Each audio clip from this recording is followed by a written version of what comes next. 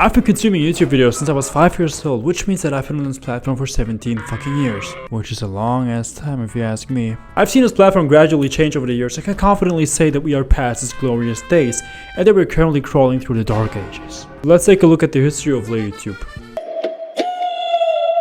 So it started out as a platform to broadcast yourself on the newly found internet. The videos back then were super raw with extremely shitty quality and barely any editing. I was kind of a no man's land at that point, and the videos were super random with no sense of continuity whatsoever. Like, people would just upload whatever for no practical reason at all. Thinking back to it, the developing stages were kinda weird. Like, I get the platform had to like establish itself and such, but holy fuck, the brain rot began way sooner than we ever thought. Anyway, I don't remember that scene as...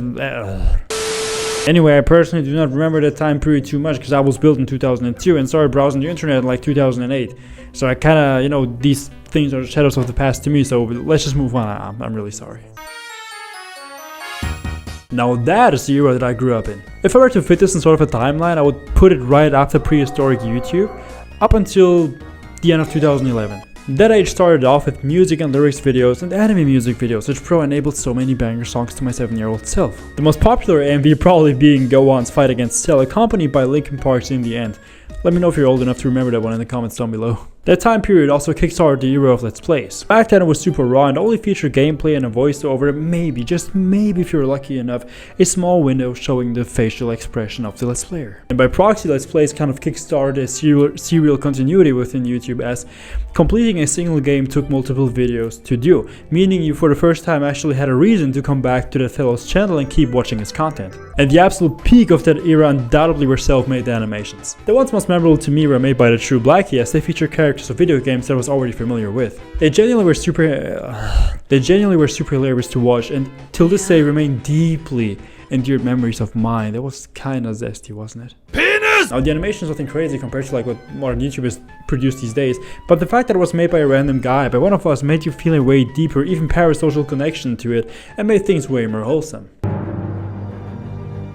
The golden age was trademarked by a sweet spot between production quality and rawness, so to say. Kind of feel gay when I say the word raw. This period went on from like 2012 up until 2016 for reasons that we're gonna get into later. The YouTubers actually established themselves and it started becoming a legit career path and a source of income for some. Also, the idea of what a YouTube video was supposed to look like was kind of, I don't want to say set in stone, but you like had a general idea of how most established YouTubers structured their video. Like it always had like an intro, and then a guy would be like, "What's up guys, how we doing? My name is this and that," and then he would say some shit like, "Oh yeah, hit the like button and the subscribe button down below and such," and then he would have like an end card and shit. So these were like kind of established things. I was already foreshadowing its upcoming downfall, but more on that later. The content was super fun and engaging, with fantastic and professional video designing. It was also the time period where PewDiePie really started blowing up, and we experienced how strong a YouTuber can actually become. And thus when the cult figures were born, think guys such as Filthy Frank who influenced an entire generation growing up, with some proto-brain rot type shit. In Germany, the country that I was born and keep being vitamin D deficient in, we actually had a really tight YouTube community in that time period. And we kind of had like the side of the good and the bad YouTubers. And the good YouTubers were kind of these like wholesome gaming type of guys, you know, like the nerds. And the bad YouTubers were like these lifestyle type of guys who would do things such as pranks or videos such as I bath in spaghetti or some shit. And one thing that always confused me is why the fuck did these bad YouTubers always have like a shoe collection behind them as their background? I don't know if that was the case in like other countries, but over here all these fucking guys just randomly had a large chunk of like shoes behind them as their background. Which always just made me think, why the fuck would you collect shoes? And then why the fuck did the trenches disappear all of a sudden? Now these days you don't really see that shit anymore, which doesn't make any fucking sense. And during the time period we actually had a thing called the YouTube days, where YouTubers would like meet up and do concerts and such, to meet and greets with people, so these were kind of our own celebrities, you know? However, the golden age was soon supposed to end. And so the time period from like 2016 up until 2020 was kinda weird. YouTubers started acting more and more scandalous for the sake of views. Think Logan Paul is an example, with a Japanese voice and such. Ads started becoming way more penetrating and obnoxious. And YouTubers started becoming way more political as a consequence of the absolute shit show the politics in the US had started to become. It wasn't as prevalent in Europe, as usually trends take like a year or two to follow up here, but as more and more political and social issues arise, we also notice a significant increase in political content, be it left or right wing. At the same time, I also noticed more and more governmental and private TV channels actually uploading their own filmings onto YouTube, which was a giant fucking red flag in hindsight, but I didn't think much of it at the time. It's more of a naturalized process to me, as just less and less people watch TV and more people went onto YouTube, so the companies would just follow up to, you know, like infiltrate him, literally just fist him with their advertisements. That's also the reason why the ads started to literally procreate and appear more frequently, as it was not just governments and private TV channels, but also megacorps wanting a piece of the juicy pie. And that, my dear friend, is probably the best way to transition up to the next upcoming age. Dark Age started in the early 2020 with Sick, and we're actually currently going through the epitome of it. As most people are stuck at home, their screen time skyrocketed, which meant that megacorps had the perfect opportunity to bombard our asses with ads. I can't fucking speak. We all probably memorized that Raid Shadow Legends ad. I'm still getting nightmares from it. Anyways, corporate greed is creeping up on us in every single fucking imaginable way possible. And there's no way to hide. The consequence of that is that lots of people started mimicking megacorps and want to capitalize on your phone addiction as much as possible.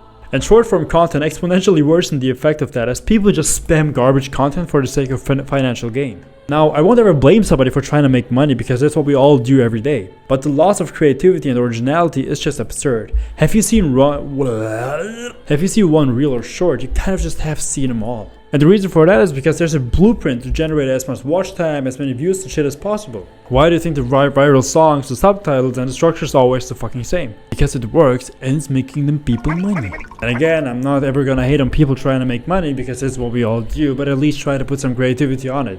Like, don't shit on people's plate and expect them to eat it. But it's not just that people want to create content for financial profit, it's also that people use social media to promote their businesses. Which is a fantastic way to market yourself as a business, which everyone should be which is a fantastic way to market yourself. And as a business, everyone should actually implement it in one way or another, in my opinion. In fact, I've actually done it for my real life businesses too, you know, because I'm an actual human being and I do exist outside of your phone's frame. But my god, dude, our feeds are infiltrated with so many fucking online gurus, it's insane. Most of these businesses sell courses and such, which is not an issue in itself. I'm not anti-courses, I have nothing against them. They're not necessarily bad. But my problem is, 1, they infiltrated my algorithm and prevent me from consuming quality entertainment. And 2, they all offer the exact same shit. It's not a cool bakery showing off their awesome cakes or some stuff, or like a Smith showing off his source and some stuff. It's always this, I'm gonna help you get rich and make money, entertain wannabe type guy who also mimics his fucking appearance. They genuinely shave their head trying to look like Andrew Tate. Another half of the coin is the self-improvement bubble, which is a fucking shit show these days. People keep making nofap videos till this day. I can't fucking count how many times I got some random small YouTuber making a video such as, my experience on 50 days semen retention. Dude, that is so 2017. Move the fuck on, okay? Like, the fuck is wrong with you? You're just beating a dead horse. If you want to make it as a content creator, you cannot allow yourself to be so fucking replaceable. There's already so many fucking guys, probably millions of them, talking about not touching their wiener for like 2 weeks on YouTube. Do something else. Be fucking creative. Use your brain. The corporate tentacles deeply infest our once so wholesome and creative virtual playground that YouTube used to be. I lost the ability to speak, my friend. But do not fear, my friend, because all hope is not lost. Despite us being cornered by megacorps and online gurus and fucking political figures, we still have a fraction of YouTubers that keep entertaining us with quality video essays till this day. I want to say some shit, but like, I got one of them probably. But we have to make a conscious decision to produce and, more importantly, consume that type of content, as the consumer dictates the producer, not the other way around. Through endless efforts of consuming long-form content and wholesome gaming videos, I managed to clear my algorithm off of slimy megacorps and online gurus, despite being deeply infested just a couple months ago. The old YouTube we endure so much won't ever come back, but we can still make a conscious effort to make it evolve for the better and not totally drift away into corporate grift. The internet remained untouched at first during its developing stages, and thus was just a land for individuals to express themselves, which either made it extremely disturbing or really wholesome. There was no in between. But it was only a matter of time before megacorps, dude, I said the word so many fucking times today, would infest it with their dirty claws. But we ultimately get to choose what we consume and thus have a strong voice in directing the path YouTube is going to take. Look bro, all I want is for my brain to be unfucked, okay? Let's make a collective effort and clear this platform off of the excrements that we've been fed all this time. I really appreciate you watching this video, and since you want to support small channels and creative YouTubers, you agree that you should subscribe to my channel, right? My throat's kinda dry. Anyway, since you want to support small and creative channels, you agree that you should subscribe to my channel, right? No? Why is that? Haven't you watched my video and agree with my points? Don't you think it would be better for us if we started like supporting each other as producers and consumers? I have to sell you a free subscription. Just don't you see how greedy you are? Why the fuck don't you start cooperating with me? We can make things so much better. Anyway, let me just know your thoughts in the comments down below. I really appreciate you watching this video, and let me hear your insights, and peace the fuck out.